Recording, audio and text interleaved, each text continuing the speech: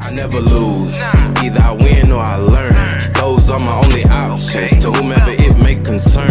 About to be a hot topic, play with fire, you get burned. Ain't nobody give me nothing, whatever I got, better I earn. I never lose, but I learn. I either win or I Thank you for learn. listening to the Those are my Strong only AF options. podcast. This episode is brought to you by our Weight Loss Transformation Masterclass. After spending over 30 years of my life being obese and dealing with chronic constipation issues, I decided to get my certification in fitness, nutrition, and wellness to empower myself to lose over 70 pounds and keep it off. Watching my brother and dad have a heart attack within weeks of each other, I knew I had to make a change, but I wasn't sure what to do. After researching and studying to get my certification in fitness, nutrition, and weight loss management, I was able to use this knowledge I gained to lose over 80 pounds and keep it off. Now we're passionate about helping others to avoid the same mistakes that we made and changing the world through holistic health and wellness. So our approach is focused on mindset because overall health, including our mental health, means everything to us. Imagine waking up with more energy than you imagined possible, no longer worrying about digestive issues and bloating. We're here to show you how to ditch the fad diets and make small changes in your lifestyle, which will make a massive impact on your quality of life. These are changes that you will be able to pass on for generations to come. Go to veganstrongandfit.com/masterclass today to sign up for your free masterclass and get started on a happier, healthier journey. Hey guys, welcome back to another episode of the Strong AF podcast. I'm Ashley, I'm Yuri. and today we have on Jay Reace, who is a very special guest for us because he is also a dedicated vegan. He is an author, a father, a motivational speaker, husband, and not all in that order. Jay lives his life by doing as much good as he can with as little harm as possible to other living beings. He works being out in others and helping them become their best versions of themselves by sharing his story and building relationships to those wanting to change. So welcome, Jay. We are so excited to have you on with us. Oh, thank you both for having me. I feel honored, and I'm extremely happy because I don't get to talk about my veganism as much as I'd like to. So it's always awesome when I get the chance to talk about that plant life. Yes, it's nice. It's very much of a niche audience, but I'm so excited when we find someone that we can kind of go into that dialogue with. A lot of our clients even are meat eaters who are looking to incorporate just more plant-based items into their life.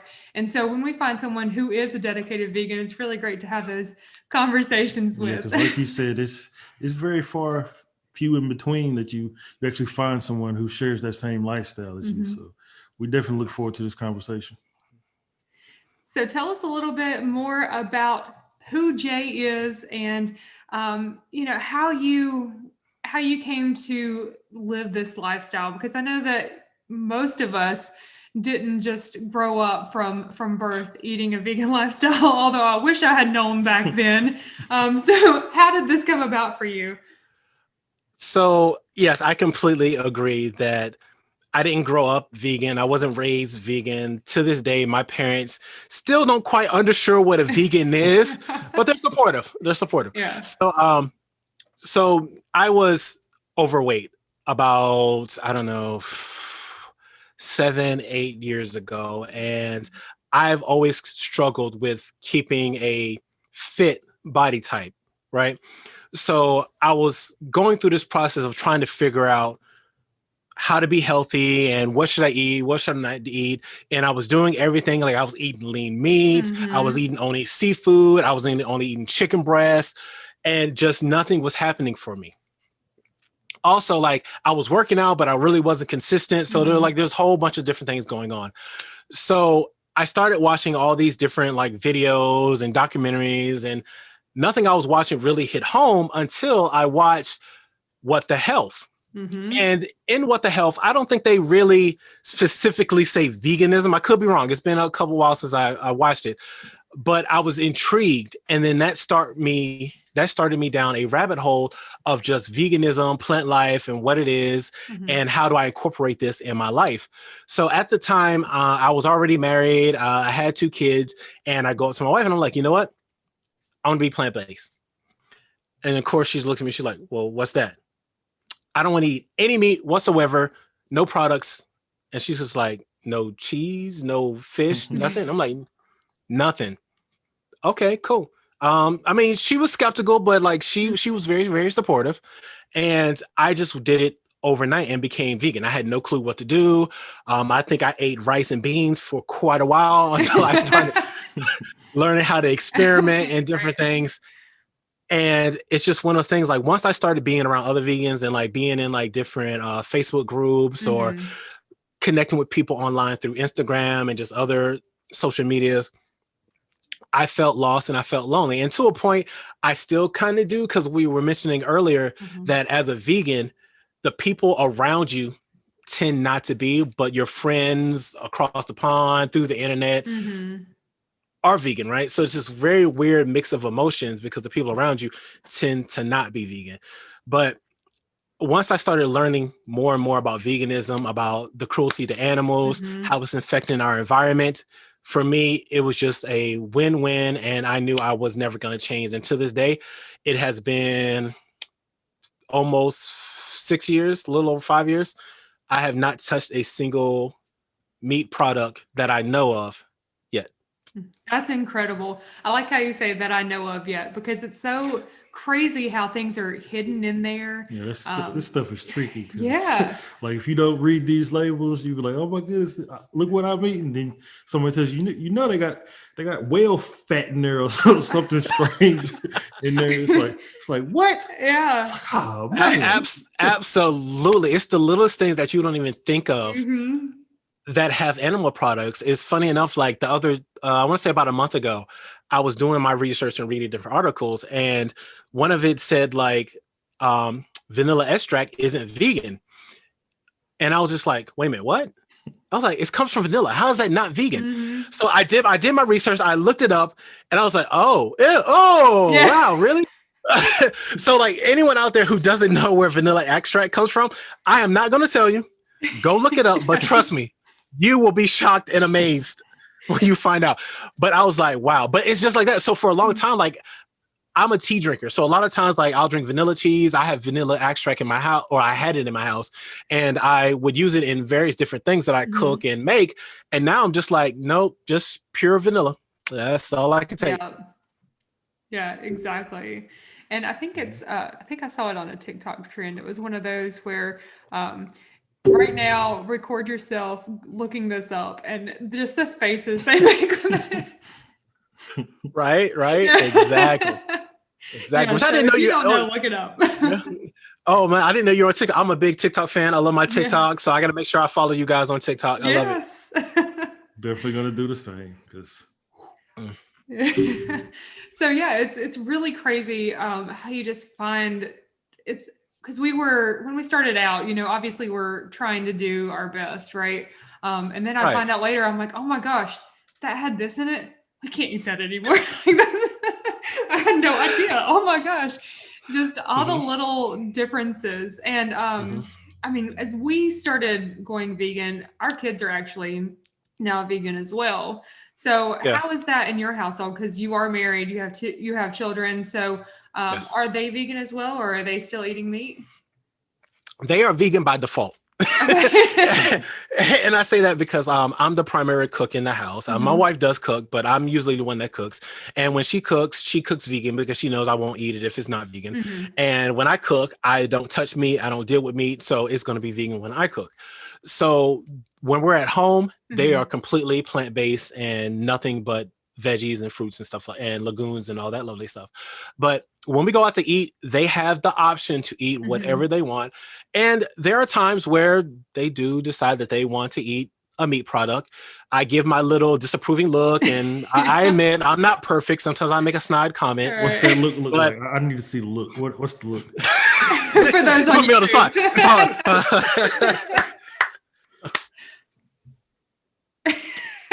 That's mine, because mine, I look at my oldest, my 9-year-old, I just... Yeah, because we do give them a little more freedom as well, you know? So like if we're out somewhere, it's like, okay, these are the better options for you. But if they choose to do that, or, you know, we're at my parents' house or something and they get something that's not vegan, then I may kind of be like, yeah, you know better. But, but at the same time, it's their body. And when they become of age, you know, and to make these choices, I want them to make the choice not because mom made me always do this, but because this is what they do, right, the right decision, and that's what they want to do. And that's exactly how I feel. I'm a big component of living by example versus just telling someone what to do. And I hope that by my kids always seeing me doing the right thing, that they will incorporate that into their lives once they become of age and they're able to go out there and make their own decisions. As of right now, I feel I have to be free enough to let them choose and make their own decision. Exactly. And how old are your kids? 11 and 15. Okay. Do they ever, like when you started transitioning, because this was, you said 5 or 6 years ago, right? Correct. Yeah. So whenever this started, how was that transition for your kids as well? Because were they picky? Were they kind of pushing things away? They probably thought daddy was crazy. Well, honestly, like at that point when I made the transition to be vegan, we were already living somewhat of a healthy food lifestyle. We were cooking a lot of brown rice. We had chicken. There wasn't a lot of beef anyway. So the only thing that we really stopped doing was going out to eat and incorporating meat. And my kids, they were already kind of used to eating what's in front of them.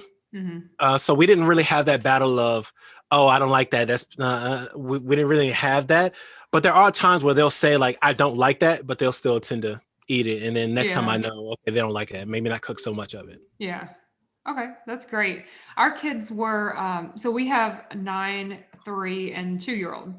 And so the younger two were a little more difficult in the beginning. Yeah. Actually, our baby, he was pretty good because he's been vegan almost a year now.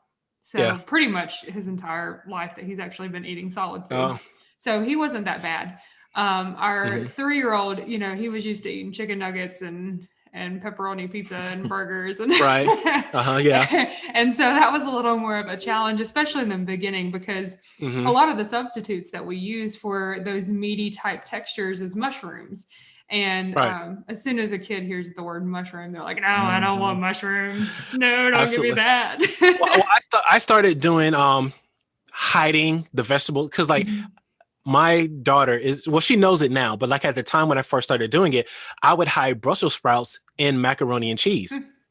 So when you cook Brussels sprouts well enough, when you cut them up, you can put them in mac and cheese. And because of the cheese or vegan cheese, almond cheese, whatever your cheese is, it covers the Brussels sprouts. So it makes it look like it's a macaroni. Yeah. So kids don't notice the difference and they definitely don't taste it. Right. I mean, now she's old enough. She's like, don't put Brussels sprouts in it. But as a kid, she didn't know the difference. Right. You know, that's kind of how I incorporate that sometimes with certain things. But I think the older they are tends to be usually where you have the most difficult. Like if they're already used to eating that kind of stuff, that's when the transition is hard. My younger son, for him, it wasn't as hard because he was already not used to certain things anyway. Yeah. Yeah. For our 3-year-old, it was more of, he would say, oh, is this chicken? Because, you know, we get some oyster mushrooms and fry them up like fried chicken. Oh, and yeah. So he'd be like, oh, is this chicken? Yeah, it is. Just eat it. And so he would enjoy it. And then after he ate it, I'd be like, that was a mushroom that you had. And he's like, oh, but it was good. Right. Exactly. So then the next time he knows we're eating mushrooms. But it was kind of that little, I guess, deception in the beginning too. I get them to try it. I really think what helped us is that we were privileged enough to be able to, one, have various different vegan restaurants around us, and two, we were privileged enough to be able to afford to go to these vegan restaurants. So my kids got to go to these vegan restaurants who, for them, they just saw it as a restaurant. So they got to order what they thought was real food. and taste all these different things, and you can have this conversation. Oh, by the way, that's not really chicken, that's oyster mushrooms, or this isn't XYZ, this is actually 1, 2, 3. So Yeah. I think that's when they realize, oh, this really isn't all that bad. So they got to grow up in that, realizing that, it's not just all fruits and vegetables. Yeah. Can we go back to that term that you used, the real food? Yeah, sure. Yeah. You have no idea how much I hate that. Like when my mom, she's like, well, I don't want to eat that vegan stuff. I like real food. And I'm like, plants and fruit is real food.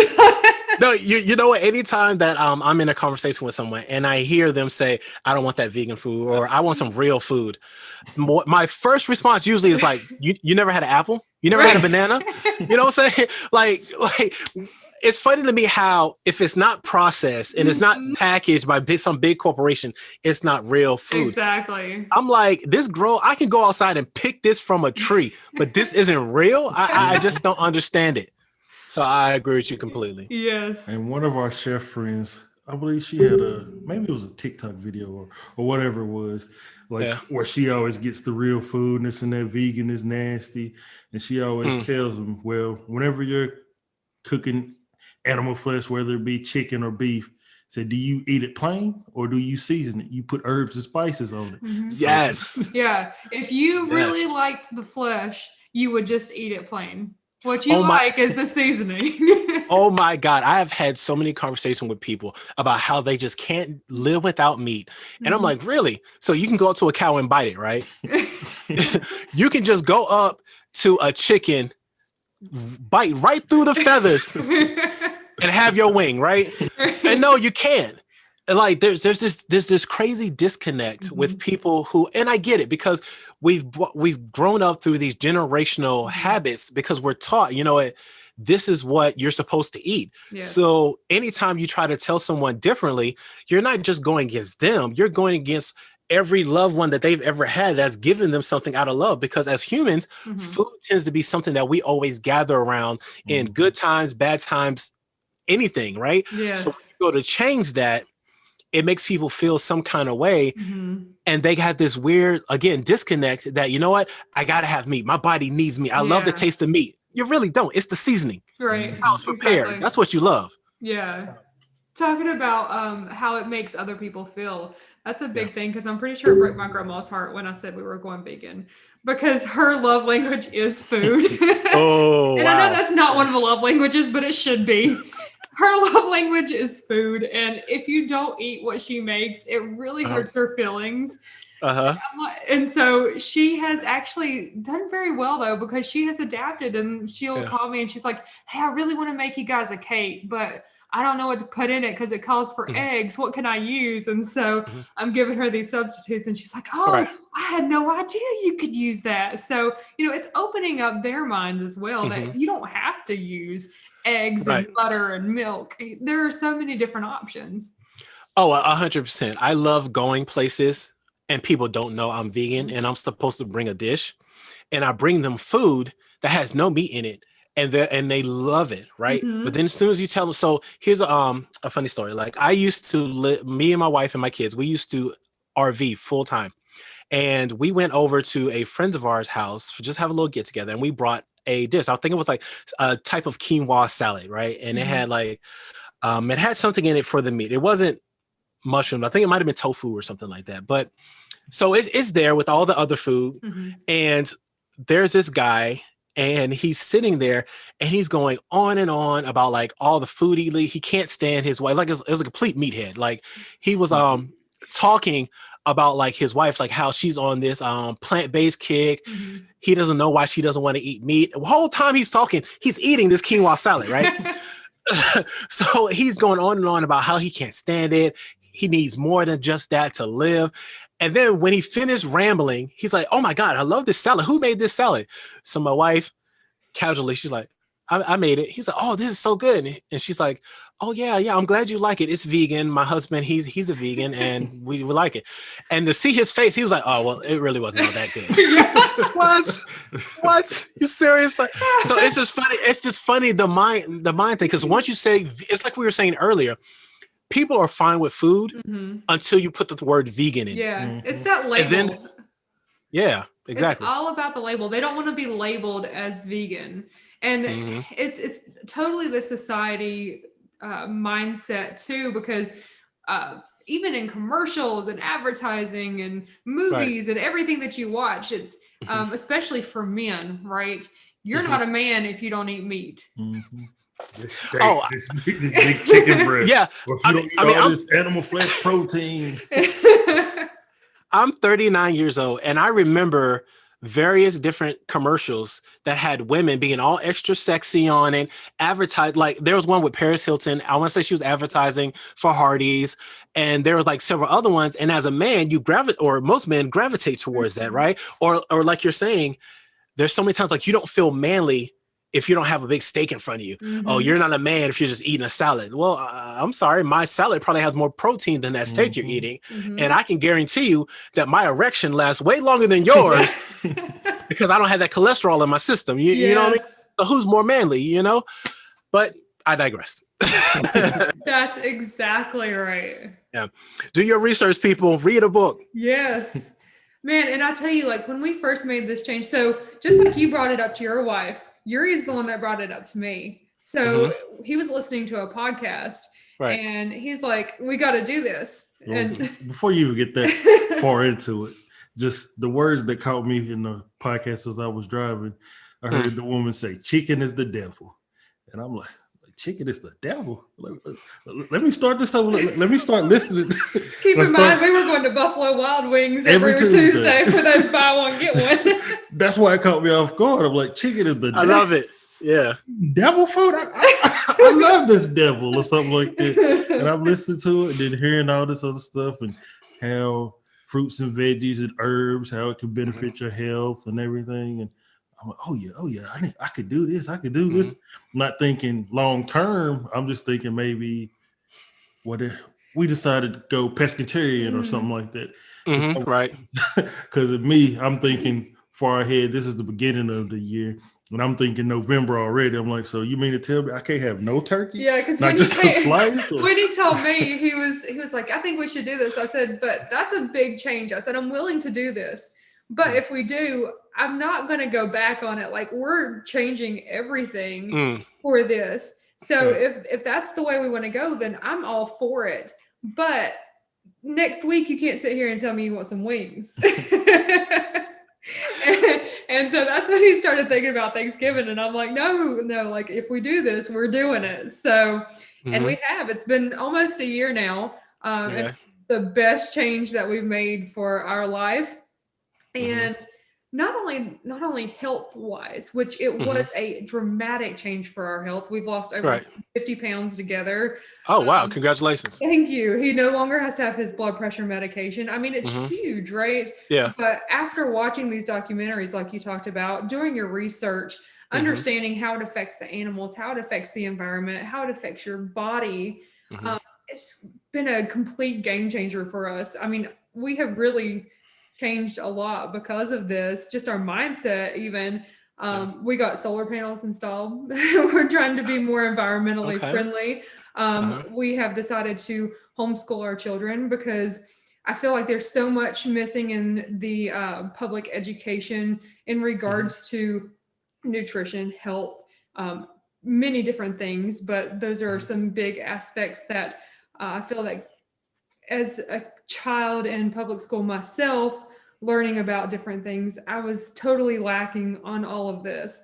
And so we want to be able to provide that education for our children, but just everything that it's changed in our lives and even the way that we think about things and the way that we treat other people has been a huge thing too. Because when you start thinking about the effects of what you do and how you live your life, how that not only affects yourself, but how that affects everyone around you, that's huge to think about. It's a game changer. Oh, I agree completely. Once I became vegan, my clarity became absolute, you know? So like I didn't lose weight when I first went vegan. I started losing weight when I staying more consistent with my workout routine. But I have noticed also, because I started staying consistent with my workout routine, I'm definitely eating more healthy vegan Mhm. options, because I know for me, when I first started, I was more so of a junk food junkie Oh yeah. or a vegan junk food junkie, Mhm. So I think that one of when you read off my bio, one of my guiding principles to my life, I learned this from my mentor, Victoria Moran, is that live every day doing as much good as you possibly can with as little harm as possible. And if I'm truly living that, Mhm. how can I hurt animals just because I like the way they taste? Right. You know what I'm saying? Yes, I 100% Yeah, agree. that's what when we started our journey, we didn't even know that we would fall into even thinking environmental, Yeah.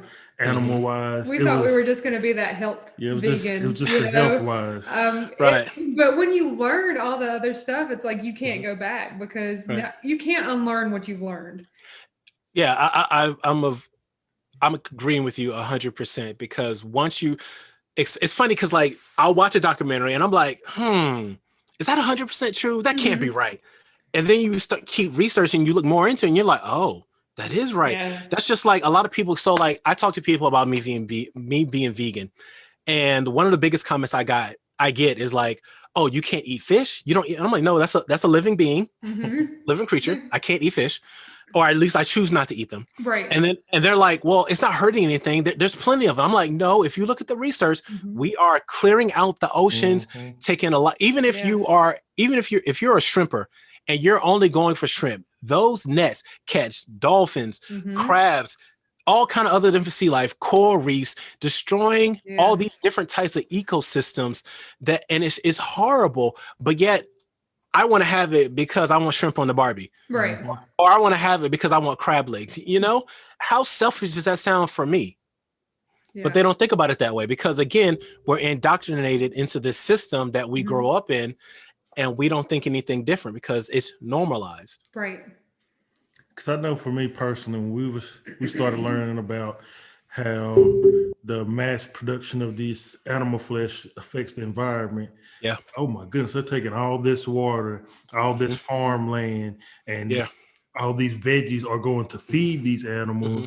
And Yeah. with being in the US, it's not like you're just eating a small portion of animal Mhm. flesh. You're going all out, especially with Yeah. Super Bowl coming up and everything like that. Just all these Hmm. chickens that's just going to be slaughtered, and Mhm. Yeah.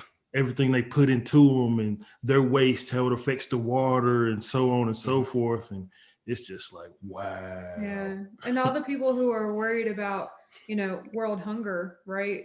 It's like you got to think about what's contributing to that. Like if we were growing the same crops that we're using to feed these animals to get just a small portion of food, we could feed everyone in the world and not have a hunger issue.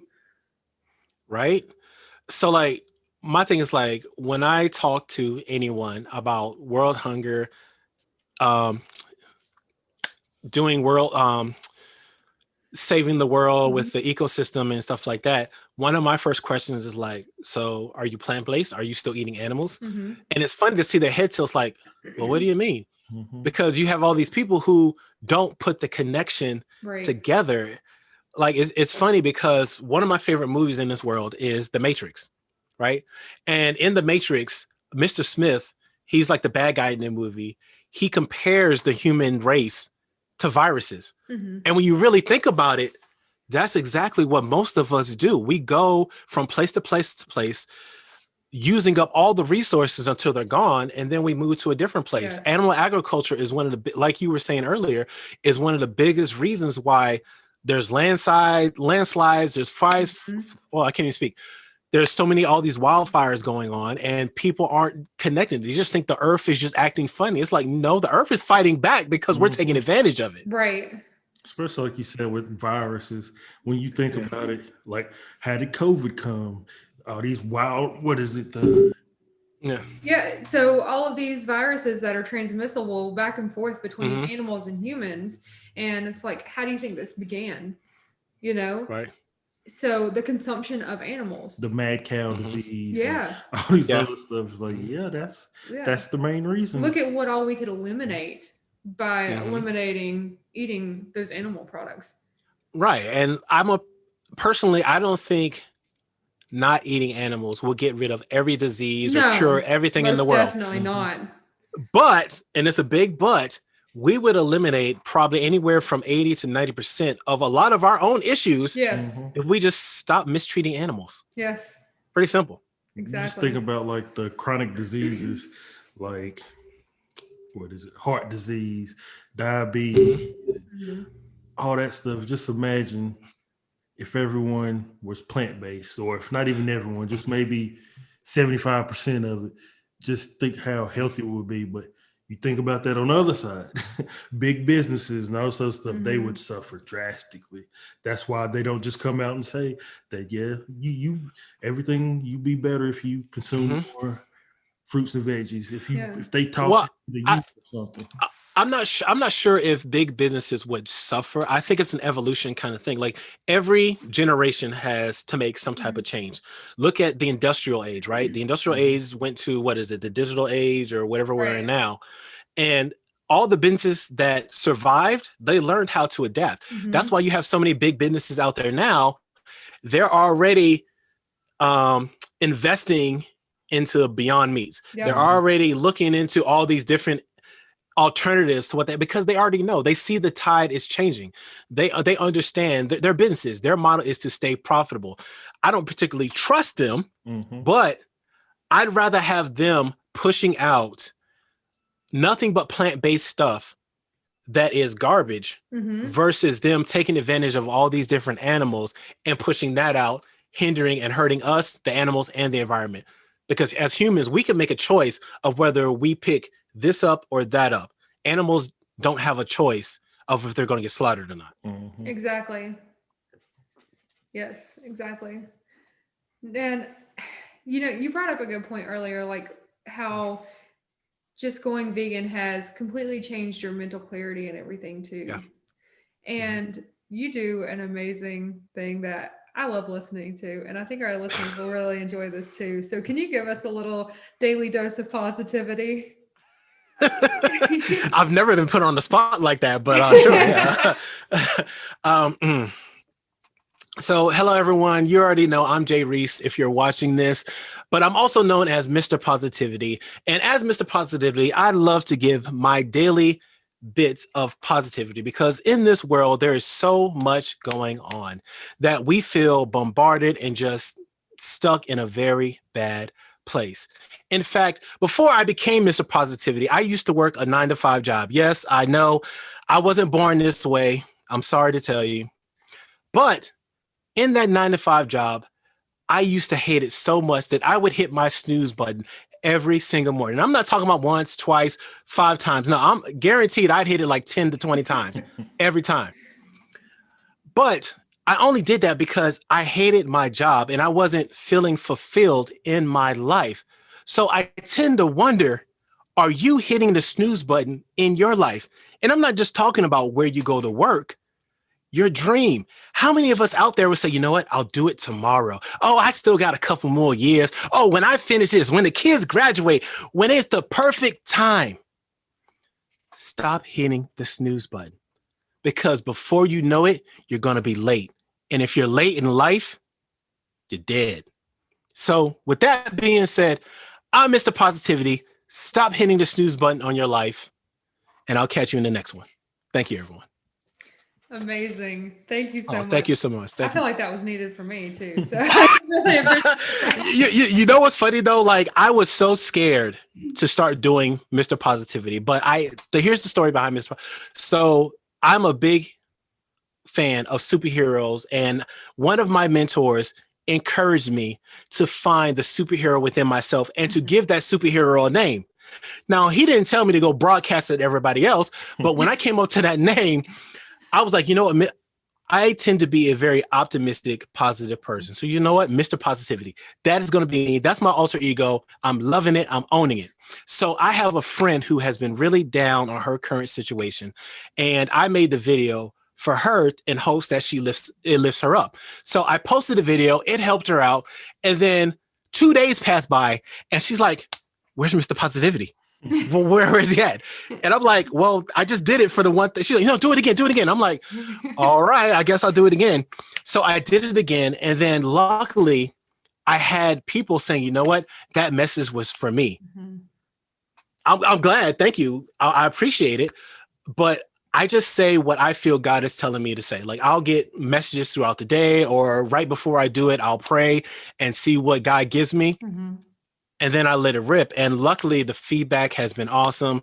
People are loving it. And it's still scary to do because I never know exactly how people are going to take it because, Mhm. you know, the public forum, people have the right to say whatever they want to Right. say.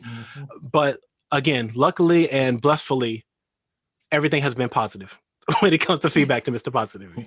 That's amazing. And you have a book out, right?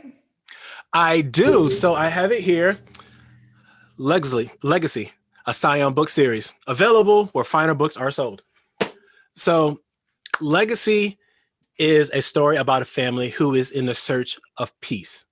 And they're trying their hardest to find it. And because of decisions by the parents, the family has to go back and answer to these choices. And it causes a chain of events that the whole family has to get out of. And it's just a great family book. If I had to compare it to anything, I'd say it's like Avengers meets The Incredibles with diversity. Nice. And I feel like that's a storyline that a lot of us can relate to, if not Right. all of us. So no, and like the funny thing is like I've gotten some feedback from the book, and luckily everyone has been really receptive of the story because I'm the kind of person that I tend to try my best to motivate people and make Mhm. people feel positive. So my writing reflects that. So there are tons of life lessons about. There's one character in the book, and she's being asked about her powers because in the book everybody has gifts. Mhm. So gifts is another word for powers because that's what God gave them. It's their gifts. So she was one of the normal people who everyone thinks doesn't have gifts, right? Because she wasn't born with them. So a kid comes to her and she's like, hey, I thought you didn't have gifts. And she's like, everybody is born with gifts. Some people can easily use them and attain them. Other people have to work for them. I had to work for mine, and I Mhm. choose not to share them with everybody. I'm sharing them with you. So there's things like that in the book. And then also the book is just, even though it's about a family, I've had people who don't have children. I've had people who are single. Everybody's able to find a character in the book that they're able to relate to because that I'm hoping that was somewhat my intent, even though subconsciously, but it's just one of those things that like, I try to incorporate how I see the people in my life and how I see others in the world. Mhm. And because I'm vegan, yes, the book is geared towards vegan because again, actually funny enough, that same character, she has the ability to morph anything Wow. to whatever she sees fit, right? So she goes up to fish and she takes these fish out of the water and she morphs them into another creature. And after she does this, she looks at them. She says, hey, I apologize for taking you out of your world. I have an issue. I have a problem. Will you please help? And I promise I will turn you back and return you to your situation. So, of course, because of the story, they agree and the story continues. But it's stuff like that. I think that in other stories, other books, you don't get that acknowledgement of treating Mhm. others and other creatures with the same level of respect that we all deserve. And that's Right. big in my writing. So again, this is as part of a series. So there'll be other books out, and all of my books incorporate those philosophies and those life lessons, if that makes sense. Yeah, that's incredible. I love it. What made you get started on writing a book? So when I left that job that I hated, I knew I had to do something. And I kept thinking and I kept pondering what makes me happy. And I started thinking about me as a child. And I was thinking about, oh, there's so many things I used to watch, so many things I used to do. And writing was one of those things that I just used to love. So I was like, you know what? Let me pick up writing. So there were many drafts of this published novel now, but one of the first scripts was about me and my family being, we travel the world as architects, or excuse me, not architects, but as archaeologists, right? And I shared the story with my daughter, and my daughter was like, "This is so depressing." And I'm like, depressing? What do you mean it's not depressing? And she's like, well, I thought you were going to write more about us and have fun, but you're writing about like your life and things that's happened to you in the past. And I was like, well, what's wrong with that? She's like, well, nothing, but it's boring. Okay, sure. Yeah. Nothing like kids to tell you the truth, right? Right. So I took that to heart, and I was like, you know what? Let me write more about what I know. I mean, clearly my book is set in a fantasy world, but it's loosely based on my family experience that we've had, other people that I know. But I wrote about what I know, and that this book transcended from that first failure or mistake. And now, I mean, maybe one day I'll go back and write a story about a family digging up bones and stuff like that. But as of right now, this is what we got, and it's awesome. But that's how I start. I hope I answered the question. Yeah, most definitely. I love too how you incorporated your love of superheroes into the book with their gifts. Absolutely, because I'm a firm believer that you have to do what you love and what you like. And for me, I love writing.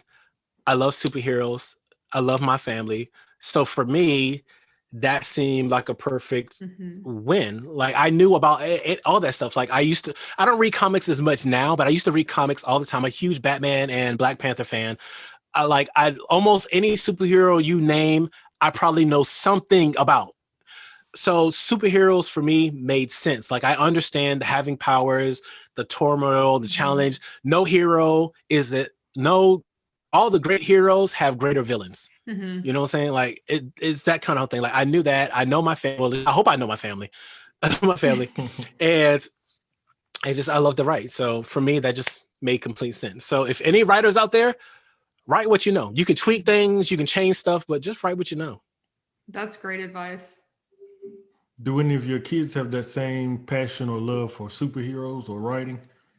Oh yeah, we are one big geek nerd family. I can tell you that. I have no lies to tell you. So my daughter, she's a teenager now. So she still loves superheroes and geek things. Her favorite character is Loki.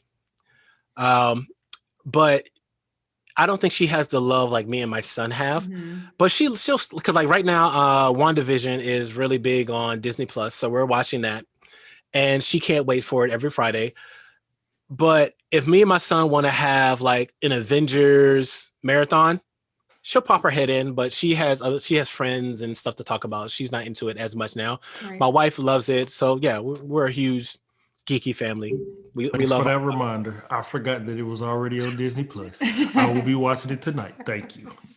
Yes, sir. The new episode comes out Friday. Wonderful. So for all of our listeners out there who are wanting to know you more, where can they find you? Well, anyone can find me at Finding J Reace on Instagram, Twitter, YouTube, Facebook, and TikTok. I made it very simple. It's Finding J Reace. Reace as in peace, but with an R. Awesome. Now we do have some rapid fire questions for you before we go. So these are your preferences. Weights or cardio? Oh, cardio. Favorite? I'm weird. Favorite fruit? Sour apples, like green apples. Yes. Granny Smith. Oh my goodness. Yes. That make your jaw lock up? Yeah, buddy. Yeah. Yes. Favorite vegetable? Mushrooms, by far. Yes. Love mushrooms. Most definitely. Favorite comfort food? Popcorn. Anyone who knows me knows I love popcorn. I'll eat that any meal of the day. I'll tell you that now. Do you have a favorite topping on there, or what do you put on your popcorn? Funny enough, it usually is salt, but for a while I was using seasonal. So like I said, like I love popcorn. Mhm. So anything that's a dry rub, I try it out on my popcorn. Yes. So I've been through so many different flavors on my popcorn. But right now, what I'm trying out, because I didn't believe it, because I've heard vegans talk about using natural yeast Mhm. on popcorn because it gives it a somewhat of a cheesy flavor. Yeah. And I tried it about a week and a half ago. So I don't know if it's my favorite, but I've yet to do anything else since I've tried that. So that might be my favorite right now. I've never Nice. thought about that. We got a lot of nutritional yeast sitting around. Yeah. So Yep. Try it out and let me know, because I'm telling you, it'll change. It'll be a game changer. Most definitely. Maybe we'll do that while we're watching the show tonight. yes. Yeah. See, And first thing that comes to your mind when you hear vegan? the right thing to do. Yes. And the most important question, where do you get your strength from? Where did I get my strength from?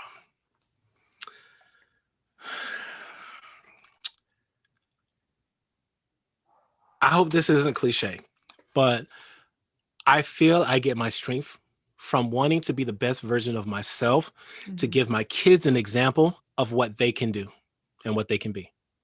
That's wonderful. Beautiful. Yeah, because I can relate to that with everything, especially as being a black man in society and everything. Right. I definitely don't want to show them what they stereotype us to be. I definitely want to show them to walk with purpose and be comfortable in their skin, be proud of who they are, and just enjoy life and go on like the golden rule: treat people how you want to be treated. Absolutely. I agree with that 100%. Thank you again, Jay, for coming on. We have had an amazing time talking to you. It's always great when you have someone that you can share with. Oh, thank you for inviting me. I've had so much fun. Thank you both. And I got to make sure I get you guys on my show. Oh, yes, we would love it. Definitely.